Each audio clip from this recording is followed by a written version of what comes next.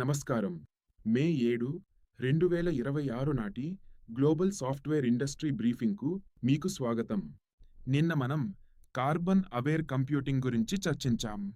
అంతేకాకుండా గత 24 గంటల్లో పరిశ్రమ హాలోగ్రాఫిక్ ఆపరేటింగ్ సిస్టమ్స్ మరియు స్పేషియల్ సాఫ్ట్వేర్ ఆర్కిటెక్చర్ వైపు తన దృష్టిని మళ్లించింది. సాఫ్ట్వేర్ ప్రపంచం ఇప్పుడు 2D విండో మేనేజ్మెంట్ నుండి స్పేషియల్ ఫ్లూయిడిటీ వైపు వేగంగా అడుగులు వేస్తోంది. దీనివల్ల అప్లికేషన్లు మన చుట్టూ ఉన్న భౌతిక వాతావరణంలో 3D వస్తువులుగా కనిపిస్తాయి. నేటి ముఖ్యాంశాలు ఇప్పుడు చూద్దాం. మెటా సుమారు $1.6 బిలియన్లతో డెప్త్ ఓఎస్ను కొనుగోలు చేసింది. దీనిని క్వెస్ట్ హారిజన్ ఓఎస్లో విలీనం చేయనున్నారు. ఎపిక్ గేమ్స్ $420 మిలియన్లతో స్పేషియల్ మెష్ను కొనుగోలు చేసి అన్రియల్ ఇంజిన్ 6లో చేర్చింది. నియాంటిక్ వరల్డ్ గ్రాఫ్ను విలీనం చేసుకుంది. దీనివల్ల ఏఆర్ యాప్స్ కోసం ప్రపంచవ్యాప్త 3D మ్యాప్ అందుబాటులోకి వస్తుంది. యాపిల్ పాత 2 DUI టీమ్స్లో 1.5% కోత ప్రకటించి 250 మంది స్పేషియల్ డిజైనర్లను నియమించుకుంటోంది. శాంసంగ్ వాల్యూమెట్రిక్ సాఫ్ట్వేర్ ఇంజనీర్ల నియామకంపై దృష్టి సారించి మొబైల్ విభాగంలో మార్పులు చేసింది.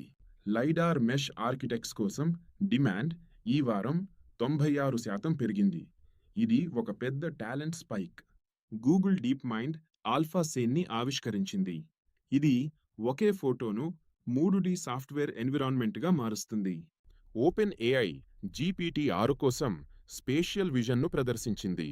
ఇది గది యొక్క 3D ఫిజిక్స్ను అర్థం చేసుకుంటుంది.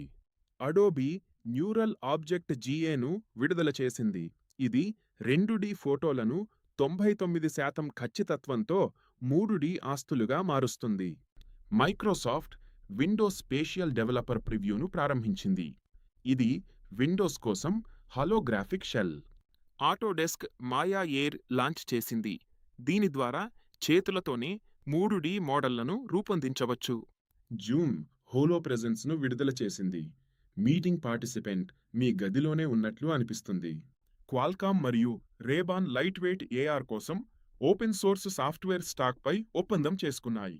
యూనిటీ మరియు ఐకియా కలిసి స్పేషియల్ అసెట్స్ సాఫ్ట్వేర్ ప్రోటోకాల్ను రూపొందిస్తున్నాయి.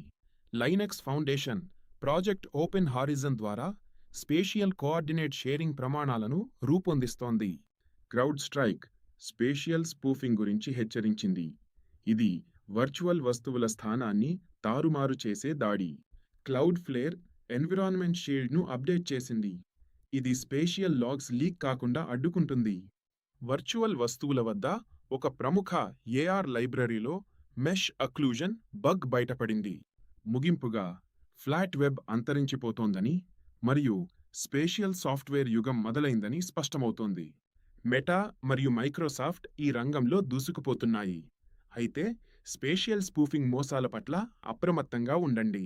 మే 7, 2026 నాటి టెక్ అప్డేట్స్ ఇవి. రేపటి బ్రీఫింగ్లో మళ్ళీ కలుద్దాం.